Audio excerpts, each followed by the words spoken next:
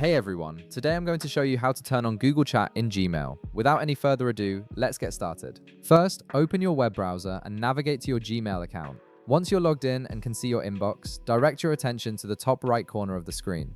You'll notice a gear icon there, which is your gateway to all of Gmail's settings and customization options. Go ahead and click on this gear icon to reveal a drop-down menu with various quick settings. From the drop-down menu that appears, look for the option that says See All Settings. This is typically located near the bottom of the menu and gives you access to Gmail's full configuration panel. Click on this option to open the complete settings page where you can modify everything from your email signature to chat preferences. Once the settings page loads, you'll see several tabs displayed horizontally across the top of the screen. Navigate through these tabs until you find the one labeled Chat and Meet. Click on this tab to access all the settings related to Gmail's communication features.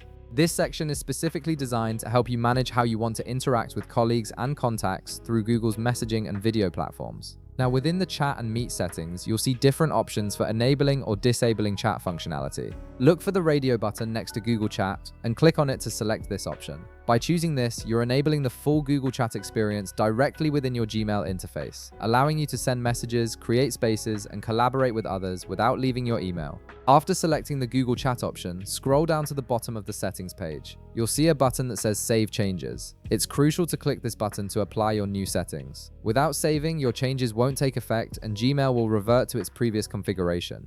And that's it. You've successfully enabled Google Chat in Gmail, giving you seamless access to messaging features right alongside your email. If this video helped you out, be sure to leave a like, subscribe, and I'll see you in the next one.